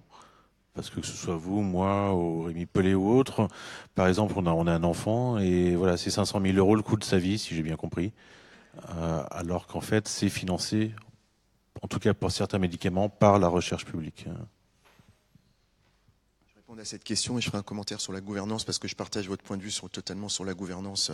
Ça, c'est d'utilisateur. Hein, très, très intéressante question, mais qui est un débat de fond et un débat technique aussi. C'est le débat de la propriété et de la valorisation. C'est assez compliqué en fait, hein, parce que aujourd'hui, à pas quelques rares États comme l'Inde, peut-être le Mexique, le choix a été fait de développer la technologie en santé par le secteur privé. C'est comme ça. Les grandes firmes internationales, c'est des grandes firmes pharmaceutiques, c'est comme ça. On ne va pas non plus... Enfin, arrêtons de les classer derrière, en matière de notoriété, derrière les sociétés d'armement et de chimie, etc. C'est aberrant. Je veux dire, ces gens-là travaillent pour dire des médicaments qui sauvent des vies. Donc il y a déjà un débat de fond sur qui fait quoi et arrêtons de cracher sur l'industrie privée parce que je pense que s'il n'y avait pas d'industrie privée des médicaments, il n'y aurait pas de médicaments, hein, ça très clairement. Donc revenons à des choses simples. Moi, je ne comprends pas ce bashing sur l'industrie pharmaceutique. Hein. C'est irrationnel et contre-productif et injuste. Donc, et je suis pourtant un homme du secteur public. Hein. Donc voilà, première chose. À partir de là où la recherche et développement est financée par le secteur privé, avec des contributions de temps en temps du secteur public, il faudrait trouver un modèle où on peut partager les royalties. Ça, c'est pas assez facile. Hein. Le problème de la valorisation. On a aujourd'hui des SATT dans nos régions. Ce sont des sociétés de transfert de technologies qui sont des outils partagés publics, privés dans nos régions. Je pense que c'est une belle création. Je crois, moi j'y crois. Et ces outils qui sont une sorte d'administration privée-publique travaillent pour améliorer la valorisation de la création en matière d'innovation pour permettre de partager les royalties. Parce que je suis bien d'accord, si on produit un nouveau médicament, mais qui est issu d'une recherche académique et que celui qui a trouvé son institution n'est pas gratifiée et que tout revient dans les caisses des administrateurs et des gens qui se partagent le bénéfice, on n'est pas d'accord parce que ça sauve des vies derrière et que ça a un coût. Donc c'est vrai qu'il y a un modèle peut-être à inventer, réinventer. Donc non, ça, même pour faire baisser le coût du médicament. Alors, je vais vous donner un exemple pour montrer que c'est déjà le cas. Je prends l'exemple très intéressant du traitement d'hépatite C. Le traitement d'hépatite C, c'est un excellent exemple. Hein. Ça a été les premiers antiviraux qui guérissent totalement. Aujourd'hui, on guérit l'hépatite C. C'est un scoop. Hein. On ne guérit pas encore du VIH, mais quasiment. On ne guérit pas encore d'hépatite B, mais presque. Enfin, il faut aussi se dire qu'en 20 ans, on a fait des progrès de fou dans ces domaines. Les virus, c'est grave. Et le virus de l'hépatite C est quelque chose de très grave. Aujourd'hui, il y a des médicaments qui vous guérissent définitivement dans la majorité des cas. Ça coûtait très, très, très cher. L'effort international des firmes pharmaceutiques, des États, a permis aujourd'hui la mise à disposition de ces médicaments dans des pays défavorisés, en Égypte, en Afrique ou d'autres pays, quasiment à low cost à qualité équivalente. Donc, le phénomène existe, indépendamment des actions privées type Bill Gates et autres, par des fondations qui font des efforts pour mettre à disposition des peuples des médicaments coûteux à bas prix. Donc cet effort existe. Il faut évidemment, là aussi, débat citoyen, il faut le rendre plus important, mais il faut aussi permettre, je reviens là-dessus, on est dans un monde qui est construit comme ça, on ne peut pas faire le grand soir de tout demain. On est obligé de préserver et respecter les gens qui ont engagé de l'argent et qui ont fait du R&D dans les industries privées. Donc il faut vraiment trouver un point d'équilibre, qui est un point d'équilibre juste, de solidarité et d'équité. Et je rejoins tout à fait ce que vous dites. Hein. On est vraiment en phase qu'on ait un système de solidarité de type assurance maladie qui permet d'assurer le remboursement des trucs les plus coûteux et les plus compliqués. Peut-être qu'à charge des ménages, il y ait peut-être un financement plus important de la santé de chacun. On raconte tous la même chose, mais vous le savez très bien, si vous avez un chat ou un chien ou une voiture d'ailleurs, vous allez bien payer le remplacement de votre batterie, de votre machin, et vous allez payer de votre poche. Il n'y a pas de sécurité sociale pour votre voiture, pour votre chien, pour votre chat. Donc pourquoi est-ce qu'on mettrait moins de moyens personnels pour sa santé, la santé de sa famille, qu'on en met pour son chat, son chien ou sa voiture? Enfin, il faut aussi revenir à des choses de base. Donc il y a une vraie réflexion citoyenne aussi, critique. Dernier point, parce que je voulais réagir là-dessus, et je partage votre point de vue sur la gouvernance. Je suis complètement d'accord. La gouvernance, aujourd'hui, là, il faut un grand soir. Nous, on vit là-dedans. Un établissement public, aujourd'hui, il n'a aucun dynamisme, aucune créativité, aucun projet. Enfin, ça ne marche pas. enfin je suis dur, hein, j'aime bien mon DG, mais ça marche pas, et il n'y peut rien. Pourquoi? Parce qu'il a le doigt sur la couture et qu'il peut être révoqué demain au Conseil des ministres et qui lui obéit à des ordres, lui-même obéissant des ordres du directeur d'ARS, qui lui-même obéit. Donc ça, c'est trop jacobin. Ça ne va pas comme ça. Alors, et c'est pas les hommes qui sont en cause, hein, pas du tout. Moi, je suis très respectueux à la fois de nos directeurs d'ARS, de notre directeur général et de notre ministre de la Santé. Et c'est pas le débat, mais c'est le système. Il faut un grand soir. Je pense qu'il faut faire de telle sorte. Alors, je ne suis pas suffisamment, c'est pas mon domaine, hein. Moi, je peux donner des conseils dans ce que je connais, la recherche, la formation, pas dans ce domaine-là. Je vois juste, en tant qu'utilisateur institutionnel, que ça ne fonctionne pas, qu'on n'a pas le dynamisme qu'il faudrait à l'échelle d'entreprises de cette taille-là. L'entreprise, tu l'as dit, les US Hôpital Universitaire de Strasbourg, 11 000 employés, une entreprise d'à peu près qui pèse à peu près 1 milliard d'euros, c'est une belle entreprise, hein. Effort d'investissement en matière de R&D, de créativité, c'est encéphalogramme plat, ou presque, quoi, depuis au moins 5 ou 6 ans. On vit sur des projets d'il y a 10-15 ans. Depuis 5 ou 6 ans, il n'y a eu aucun projet nouveau. Ce n'est pas possible dans une entreprise de cette taille-là. Donc, ça veut dire, enfin, notre DG est quelqu'un de très intelligent. S'il ne le fait pas, c'est qu'il ne peut pas. Vous voyez, donc c'est preuve de concept. Donc, je suis complètement d'accord avec vous. Là, il faut revoir complètement la gouvernance. Et pourquoi pas, moi j'y crois vraiment, mais ça c'est un avis très, très pointu et personnel, pourquoi pas des directeurs d'hôpitaux médecins, quoi. Peut-être que dans beaucoup de pays, ou en tout cas un directeur médical équivalent au directeur administratif. Vous voyez, c'est un point de vue, je répète, très personnel. Il y a des pays dans le monde où ça fonctionne mieux comme ça, et je pense que ça permet d'apporter une proximité, peut-être de l'innovation, enfin en matière de créativité organisationnelle, plus grande que dans un système aussi figé qu'il est aujourd'hui. Ça existe, hein. Les médecins directeurs, notamment dans l'armée, ne sont pas les hôpitaux les plus performants non plus. Surtout parce qu'un médecin qui va diriger un établissement, on va lui dire vous n'êtes pas un bon gestionnaire et vous n'êtes pas un vrai médecin, puisque si vous l'avez été, vous l'êtes plus. Donc, non, mais ce que je crois, c'est qu'il n'y a pas de... Il n'y a pas comment dire, ça vient pas de la qualité des hommes, ça vient de l'organisation du système. Si on met les personnes dans un système en bonne tension, les personnes s'améliorent. Si on les met, même quand elles sont très vertueuses, dans un système qui dysfonctionne, qui n'est pas motivant, forcément, ces personnes-là produiront un mauvais service. C'est tout. Changeons le système, les personnes s'améliorent. Je crois pas qu'il faille s'interroger sur la qualité des personnes pour le moment. Après, on peut y venir, hein, notamment sur la formation des médecins, etc., et des professeurs de droit aussi par la même occasion. Mais c'est, à mon avis, pas la priorité. C'est plutôt l'organisation, la structure dans laquelle les personnes travaillent, ce qui va faire qu'ils vont être motivés pour améliorer le service. Si on n'a aucun système d'évaluation, moi à l'université, j'ai aucun système d'évaluation. Que les étudiants soient contents ou pas, je ne sais pas. J'ai le résultat final, c'est-à-dire alors, je suis évalué sur le taux de réussite à mes propres examens. Donc vous voyez évidemment la pente. Si je mets de très bonnes notes, et ça va être formidable, j'aurai de très bons résultats. Si je mets de mauvaises notes, je passe pour quelqu'un de très pénible, et mes résultats sont mauvais, et le service est mauvais. Alors que ça ne dit rien de la valeur réelle des étudiants. Voilà. Quant à me faire évaluer par les étudiants, s'ils m'évaluent, c'est ce qui se passe à Sciences Po, tout le problème c'est de savoir si les étudiants sont compétents pour m'évaluer. Parce que s'ils sont tous mauvais et qui considèrent que je suis mauvais, est-ce que ça ne va pas me conduire à faire des cours totalement nuls pour satisfaire les plus nuls? On a donc un problème d'organisation du système. Et c'est le même professeur qui va enseigner d'un côté et de l'autre. Tout le problème, c'est le système dans lequel il intervient. Et je pense qu'il en est, sans vouloir... trop simplifier le débat, bien évidemment, mais il en est de même pour ce qui est du système de santé. Il y a une question dans la salle.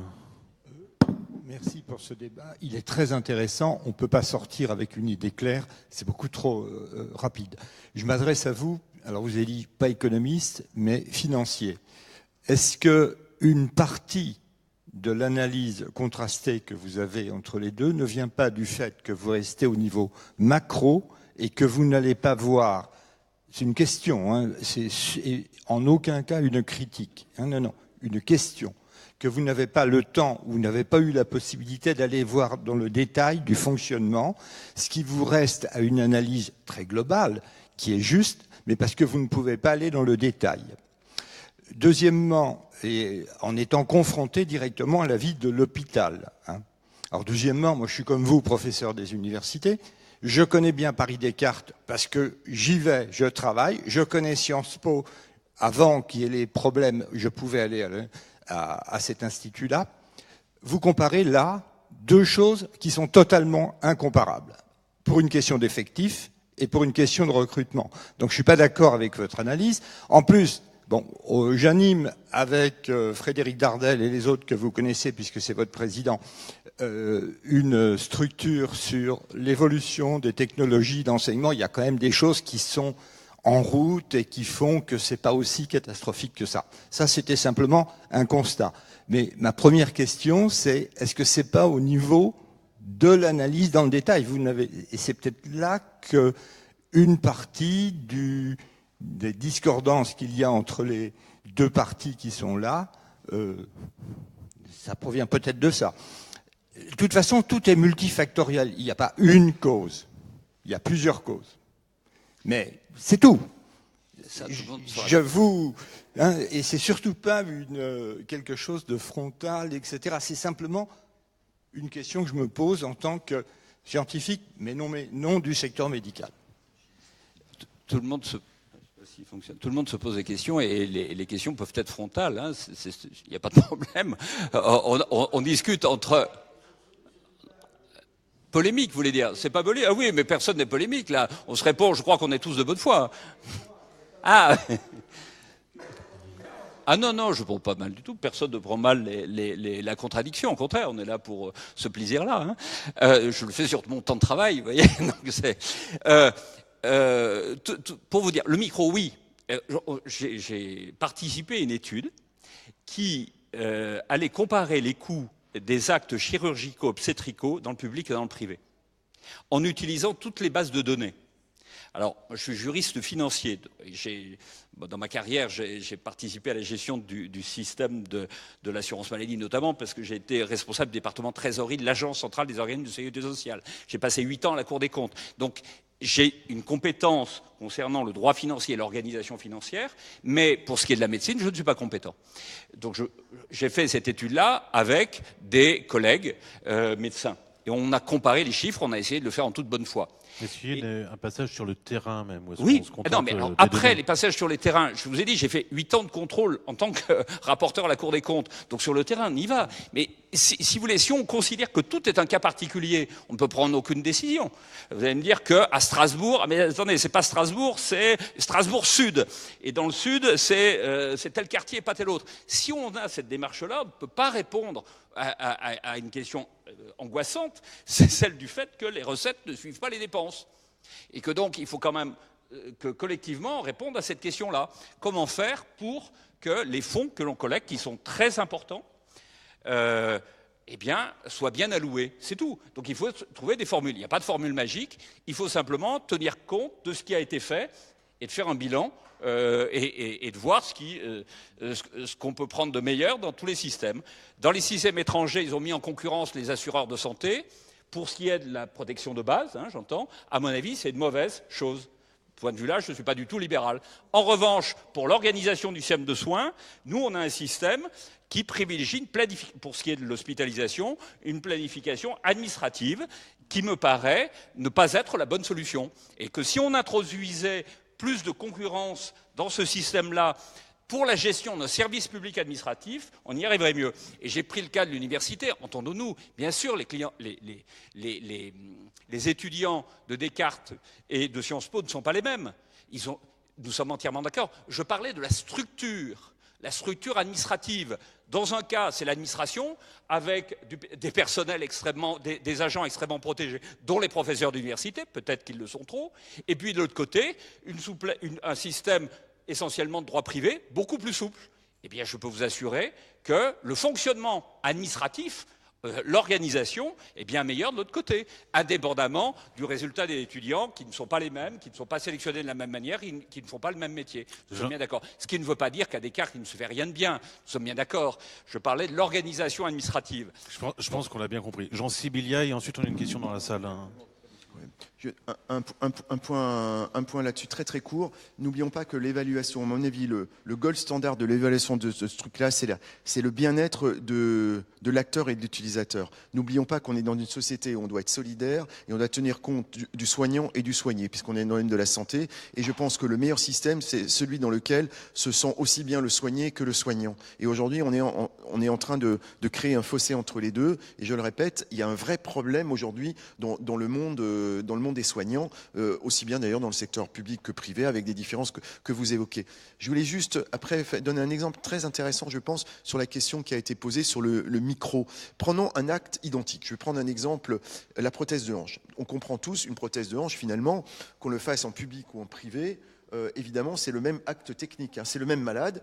Il a une coxarthrose, une arthrose de la hanche détruite, on l'opère, on pose un matériel qui est équivalent ou presque, et finalement on devrait aboutir à un coût qui est, en dehors du coût de formation et de recherche, qui est l'ex-13% du secteur public, on devrait aboutir à un coût à peu près équivalent. Sauf qu'il y a un facteur qui n'est jamais mesuré et qui ne mesurait par rien, qui est le facteur de l'origine sociale du malade. Et l'origine et l'éducation, et ça c'est bien mesuré dans les pays anglo-saxons, un peu moins chez nous, mais le niveau ce qu'on appelle le niveau éducationnel, qui est en fait le facteur, je connais bien ce sujet dans la maladie chronique, qui est le facteur majeur de toutes les complications et les comorbidités. Donc le gars, il sort avec la même prothèse, sauf qu'à J8, à J30 et à J60, il n'a pas la même évolution, il ne fait pas les mêmes complications. Et bien sûr, ce surcoût lié à un niveau socio-économique différent, parce que privé-public, c'est pas les mêmes, et ça on le sait. Le coût va pas porter évidemment sur le coût de l'acte et le coût direct de l'hospitalisation, mais sur un coût direct a posteriori qui n'est jamais mesuré. Vous voyez la problématique. Alors, là, pour le coup, je vais être un peu direct. Il y a des enveloppes qui ne cessent de croître, qui s'appellent les MIGAC, et qui couvrent cela. Donc, il y a une tarification à l'activité des deux côtés, public-privé. Elle est plus avantageuse dans le public que dans le privé, au passage. Ça, c'est une chose. Bon. Et d'autre part, en plus de la T2A, les hôpitaux reçoivent des enveloppes qui tiennent compte du profil particulier de leurs patients. Notamment le fait que les hôpitaux reçoivent beaucoup plus d'AME, c'est-à-dire de patients bénéficiant de la couverture par l'État parce qu'ils sont en situation irrégulière. Donc ce sont des gens qui ont une santé plus dégradée que les autres, en fonction du nombre de patients en CMU. Couverture maladie universelle, pas universitaire, qui correspond là encore à des patients fragilisés, qu'il est plus difficile de soigner. Et donc, les hôpitaux reçoivent la quasi-totalité de ces enveloppes-là. Donc, ces surcoûts sociaux, entre guillemets, sont couverts.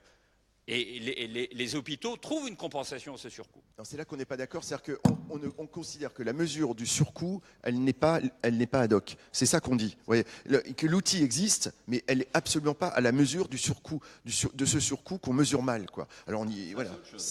Très rapidement, Siamak, et après on prend la question qui est dans la salle. Je pense qu'effectivement que les missions de service public, c'est une chose, qu'une clinique privée peut également toucher. Mais par contre, prendre en charge tous les patients à tout moment et selon de n'importe quelle origine, n'importe quelle condition, c'est quelque chose aujourd'hui qui est assuré par le public. Et quand ça va pas, je peux vous dire, quand ça va pas en post-op, en oncologie libérale, quand ça va pas, c'est le public. Je veux dire, c'est quand même ça. Et donc aujourd'hui, les MIGAG, ou en tout cas, soit c'est mal réparti, soit c'est pas à la mesure de notre pratique au quotidien. Juste un dernier point sur l'évaluation. Vous avez parlé de l'évaluation. Je peux vous dire, moi dans ma pratique de tous les jours, je suis évalué tous les jours. Je peux vous dire, et sous pression. Je suis évalué par le médecin qui m'envoie le patient. Je suis évalué par le patient. Je suis évalué par le service qui va recevoir le patient, qui va regarder de près quelle était ma prise en charge, mes prescriptions, qui va tout contrôler. Je suis évalué par l'administration qui va dire combien d'heures le patient il est resté, pourquoi il est resté longtemps. Je suis évalué par le radiologue à qui j'ai demandé un examen complémentaire pour savoir si l'indication était bonne. Et on est tout le temps évalué, on est tout le temps sous pression. Et on est dans le public. Je peux vous dire qu'on est souple, qu'on est flexible, on est évalué en permanence. Et voilà, je pense pas qu'on soit, c'est pas parce qu'on est en situation de no-concurrence, parce que pour le coup là, c'est de la no-concurrence subie. C'est la non-concurrence subie qu'on est mauvais. Il nous reste 5-10 minutes. Question dans la salle, très rapidement. Merci de me donner la parole. Ma question s'adresse à monsieur le financier. Je n'ai pas retenu le nom. Rémi Pellet. Ils ne sont pas affichés. Donc, vous louez la bonne tension entre les différents acteurs pour améliorer les choses. Alors, si vous pouviez préciser, pourquoi vous excluez la mise en concurrence des assureurs, puisque justement, par rapport au système des Pays-Bas, qui a été réformé en 2006, on constate une baisse des frais de gestion de ces mêmes organismes qui gèrent. Alors, voilà. Merci. Alors, effectivement, les Pays-Bas ont mis en concurrence leurs assureurs, pour être très clair. Aujourd'hui, en France, on est affilié à une caisse de sécurité sociale, à un régime qui dépend de son activité. Bon, donc si je suis fonctionnaire, si je suis salarié, je suis à tel régime, si j'ai un autre statut, j'ai tel autre. Mais il n'y a pas de concurrence entre les caisses d'assurance maladie. Ce système-là, on n'a pas inventé, les Allemands l'ont pratiqué avant nous. Ce système-là avait potentiellement un défaut, c'est que comme il n'y avait pas de concurrence, puisque les caisses ont la garantie d'avoir une clientèle, on ne pouvait pas évaluer leur coût administratif. D'où l'idée que peut-être leur coût administratif était trop élevé. D'où le fait que dans un certain nombre de pays, notamment l'Allemagne et aux Pays-Bas, mais aussi en Suisse, on a mis en concurrence les assureurs. Et donc chacun peut choisir son assureur. Et donc on attendait de cette mise en concurrence une baisse des coûts. Ce qui est vrai, il y a eu une baisse des coûts, mais relative. Pourquoi ? Parce que les organismes, pour attirer les clients, font de la publicité. Et donc, ils ont des frais de gestion très importants, des frais de publicité. Comme ces frais-là, il faut qu'ils les répercutent, comment font-ils ? Ils sélectionnent les patients, les assurés.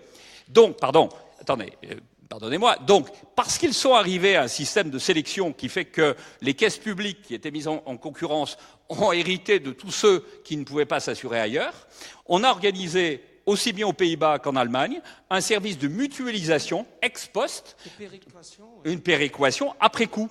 C'est-à-dire que les assureurs sélectionnent, et donc on a des assureurs qui ont plutôt des cadres, alors que le public a plutôt des salariés non-cadres.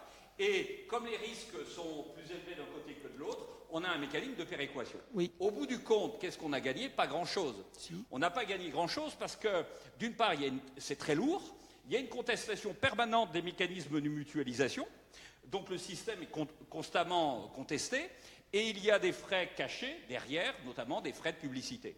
Donc je ne crois pas que ce soit la piste. Je ne crois pas qu'aujourd'hui, les frais de la gestion de l'assurance maladie soient particulièrement élevés et qu'on pourrait faire des économies importantes en les réduisant. Les caisses elles-mêmes, en France, ont un statut de droit privé et donc une certaine souplesse, contrairement au statut des universités ou des hôpitaux, qui sont des établissements publics administratifs dont le personnel est fonctionnaire et dont la gestion est beaucoup plus lourde, beaucoup plus difficile, beaucoup plus rigide, si on veut prendre d'exemple, que celle d'une gestion d'un organisme de droit privé comme l'assurance maladie. Donc je ne crois pas du tout que cette piste-là soit bonne, parce qu'en revanche, on a un système qui est discutable en France, parce qu'on a, en Allemagne, la différence importante, c'est qu'en gros, en Allemagne, le panier de soins, c'est-à-dire ce qui est remboursé par l'assurance maladie de base, est plus réduit, mais est mieux pris en charge. En France, on a un système bâtard, en quelque sorte, il est plus large, mais le taux de prise en charge par l'assurance maladie de base est plus faible qu'en Allemagne. Donc en France, on a un système assez bizarre. On n'a pas une séparation nette entre la couverture mutualisée de maladie et le système complémentaire qui fait que ce qui n'est pas pris en charge par l'assurance maladie. On a un système qui est bâtard, où les complémentaires font à la fois du complémentaire et du supplémentaire. Pardon, je vais très vite dans la description du système. Je pense qu'on pourrait améliorer ça. Excusez-moi, très rapidement la réaction. C'est un détail important, il faut que je le dise. Vous parlez des assureurs qui font une sélection. Or, dans la loi, elle est interdite. Ils ne peuvent pas justement sélectionner.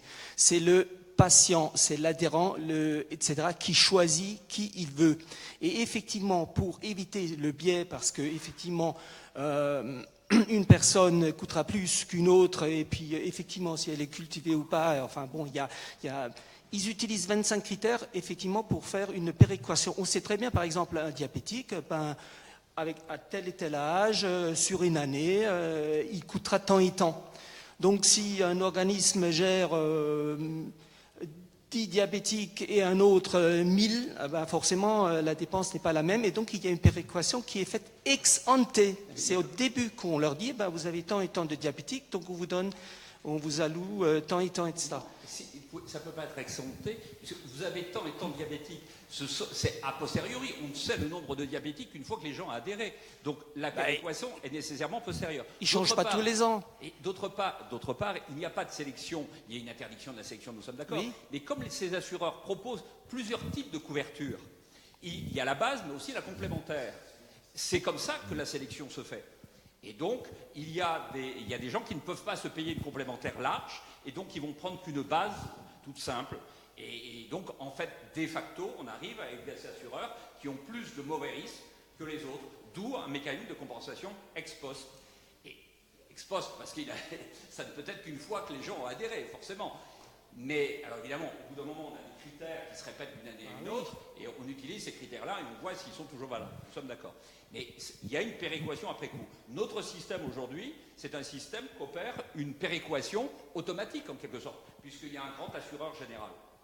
Et je pense que ce système-là est simple, et il évite la complexité des mécanismes allemands et néerlandais. Bon. Et de la sélection par l'argent. En revanche, le défaut du système, c'est que l'assurance maladie n'a pas son mot à dire sur l'allocation de la dépense hospitalière. Alors qu'elle peut négocier avec les médecins libéraux, elle ne négocie rien avec les hôpitaux. Et je pense qu'il faudrait que ce soit le payeur, le financeur, qui ait le pouvoir dans la négociation avec les offreurs de soins. Peut-être qu'on aurait un problème. Est-ce qu'on a une dernière question dans la salle? Non? Moi, je voudrais qu'on vienne juste sur les modèles européens très rapidement. C'est-à-dire comme on avait dit au début, la Commission européenne qui travaille sur l'avenir de l'Union, sur les enjeux, sur les défis, comment les relever. S'il était une proposition à faire pour améliorer ou garantir plutôt l'accès aux soins, une qualité d'accès aux soins en Europe, est-ce qu'il y aura un modèle à suivre? Est-ce qu'il y aurait quelque chose à inventer? Et si oui, quoi? Ou quelque chose dont s'inspirer, oui, quoi? Donc on a bien compris côté les Pays-Bas et l'Allemagne ont un intérêt, si j'en crois Rémi Pellet en tout cas. Est-ce que vous auriez un avis, tout intervenant confondu? Je commence par vous, Jean. Je vais intervenir sur la démographie, en fait, sur la formation des professionnels de santé. Je pense qu'on a un système qui est difficile à appliquer aujourd'hui, qui crée plein de problématiques de contournement. Tout le monde en France a compris qu'on avait un système de formation de nos professionnels de santé, médecins et autres, mais surtout médecins, qui était de très bonne qualité, assez élitiste, avec une université qui filtre au-delà de la première année, par la première année commune d'études de santé. C'est un concours très difficile. Seuls les étudiants en bac S mention bien et très bien réussissent à peu de choses près. Et c'est super. Et que, à cause de la loi européenne et de l'Europe et de l'UE, on a des systèmes de contournement avec des universités francophones en Roumanie, en Pologne et dans d'autres pays, qui sélectionnent donc des jeunes, pas forcément du même niveau de qualité élémentaire, qui ont certainement des compétences et de l'appétence pour le métier, c'est pas le problème, mais qui n'ont pas le même niveau de base et qui payent et achètent leur diplôme, puisque c'est comme ça que ça se passe dans ces pays-là, pour revenir chez nous dans un deuxième temps. Donc ça, je prends cet exemple-là pour montrer que l'homogénéisation des systèmes et la loi européenne qui est supranationale dans ce domaine nous crée d'énormes soucis en matière de démographie médicale et qui nous empêche, qui est le plus grave. Vous avez entendu peut-être le discours de la ministre qui ne veut pas toucher au numerus clausus parce qu'elle sait, je vous donne un chiffre, elle sait que par exemple dans la filière francophone de Cluj, ville de Roumanie, au fin fond de la Roumanie, j'y étais une fois par hasard, il y a 605 étudiants francophones dans la filière francophone de médecine. 605 étudiants. Moi j'en ai que 232 à Strasbourg par année. Vous imaginez? Donc ces gens-là vont revenir. Donc évidemment qu'il ne faut pas ouvrir le numerus clausus aujourd'hui parce qu'il ne portera ses fruits que dans 15 à 20 ans quand à ce moment-là tous ces gens-là vont inonder le marché et on va voir à nouveau, alors là on est dans un problème d'offre et d'offre de proposition de soins, on va être dans un système, on va inonder nouveau le système par une offre pléthorique, ce qu'on a déjà vécu dans les années 70 et qu'on a voulu réguler par le numerus clausus. Donc je prends juste cet exemple-là pour vous expliquer que j'ai du mal à dire ce qui est bien en Europe, mais je peux vous dire ce qui n'est pas bien. Et en matière de régulation de la démographie médicale et de la reconnaissance mutuelle des diplômes, un truc qui paraît simplissime et évident, qu'on aimerait étendre au monde entier d'ailleurs, parce qu'on est extrêmement déçus de ne pas pouvoir régulariser des médecins hors UE qui travaillent en France. Vous avez vu les débats, il y en a qui, je crois, qui manifestent devant le ministère de la Santé encore actuellement, et je suis peiné pour eux, sauf que c'est extrêmement difficile à réguler de façon homogène. Moi je crois, c'est mon point de vue, je ne sais pas si j'ai raison, moi je laisserai cette compétence aux États pour l'instant. En tout cas, je ne crois pas qu'on puisse faire du supranational. Alors qu'on fasse du benchmarking après entre États au sein de l'UE par des systèmes justement de benchmarking organisés où on est des commissions, on compare, on prend le meilleur des uns des autres pour créer en biseau une fluidité et une organisation similaire sans être identique, ça je suis à fond pour. Et l'Union européenne devrait jouer ce système-là. Mais plutôt que de faire l'œuf ou la poule, c'est-à-dire de pondre l'œuf avant qu'il y ait la poule, moi je préférais qu'il y ait une sorte de système en biseau et de mise en information globale plutôt que de donner des règlements européens qui finalement entraînent une complexité énorme au niveau des États, ne serait-ce que pour cet exemple-là de la démographie médicale. Les médecins peut-être réagir à ce qu'a dit le doyen, non, sur la question de l'organisation. Non, dans cet ordre. Bon, sur la démographie médicale, j'ai une réserve. Alors là encore, je vais peut-être me faire mal voir, mais sur la tutélarisation des médecins non européens. La réserve est la suivante. Si on fait ça, on va aggraver un phénomène déjà inquiétant, c'est le pillage des élites du tiers-monde. Parce qu'en clair, je connais le cas de médecins algériens du Maghreb qui ont du mal à vivre dans ces pays pour des tas de raisons, et on les comprend, et qui, voulant travailler en France, évidemment, préféreraient être titularisés, pouvoir s'installer.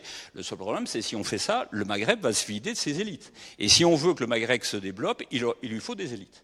Et si on a cette solution de facilité, eh bien, on va piller, ça sera facile pour nous, mais on va piller les élites du tiers-monde, et, quand je dis le tiers-monde, entre guillemets, l'Algérie est un pays qui est très riche, mais qui est très mal organisé, au passage, mais qui est très riche, qui a des ressources gazières et pétrolières très importantes.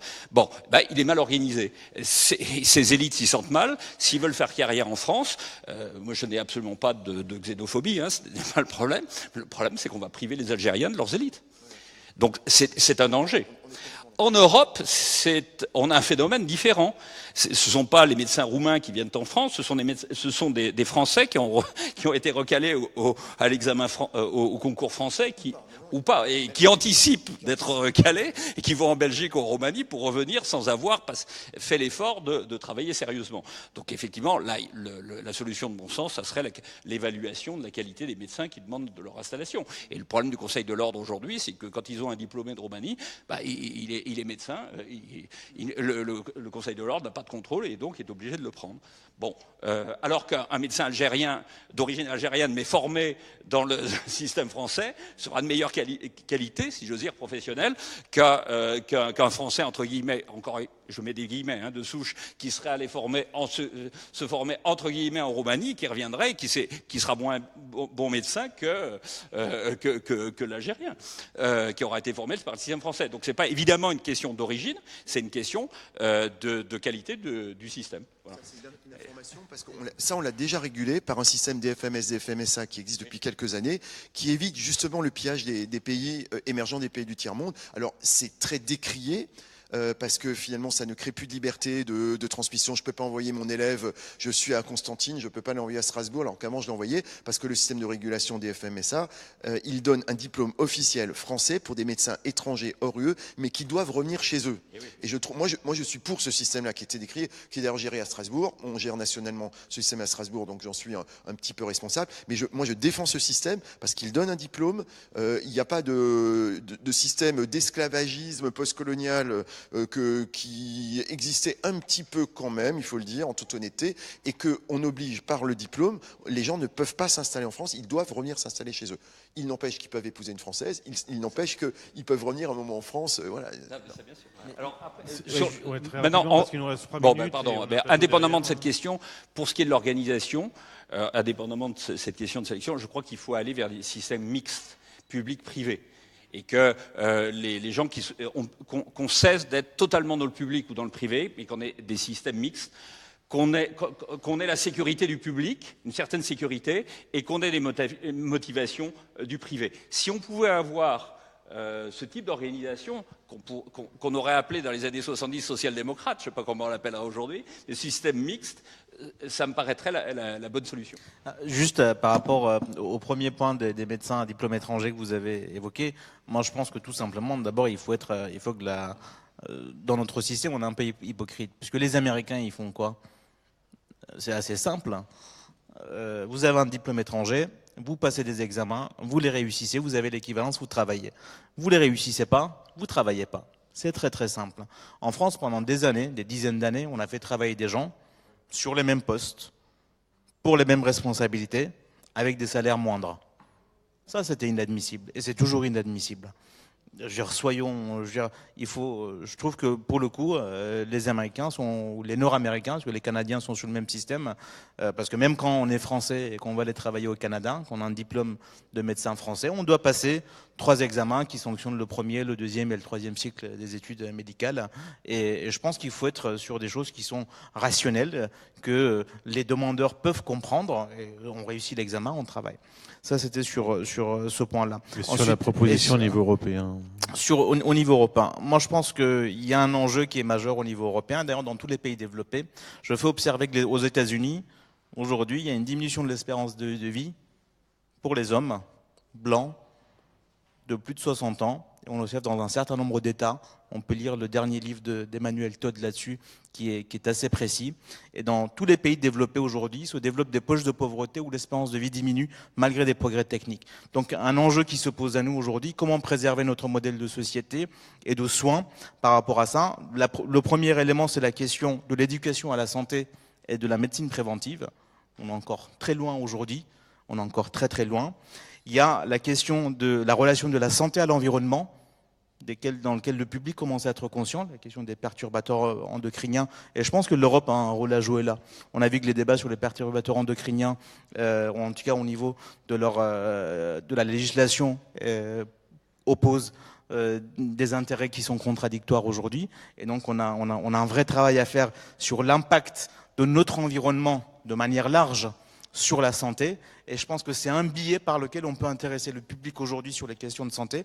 Et puis enfin, à l'échelle micro, mais aussi à l'échelle urbaine, on a besoin d'instances de démocratie sanitaire. Moi, je crois beaucoup à la démocratie sanitaire. Je pense que les patients ont à nous apprendre dans leur usage de la santé, dans leur difficulté d'accès aux soins, comme nous avons à apprendre des patients ainsi que des institutionnels, et aucun problème pour travailler entre le public et le privé.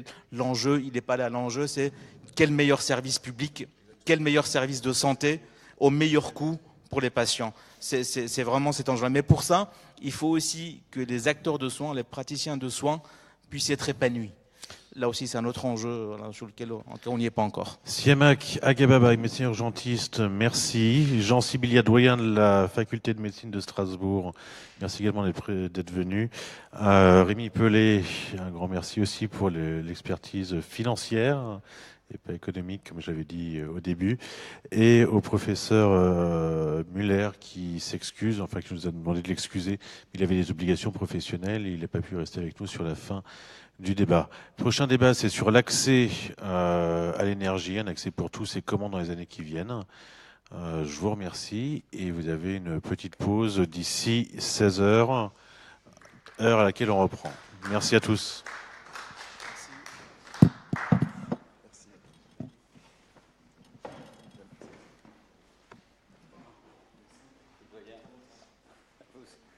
Merci.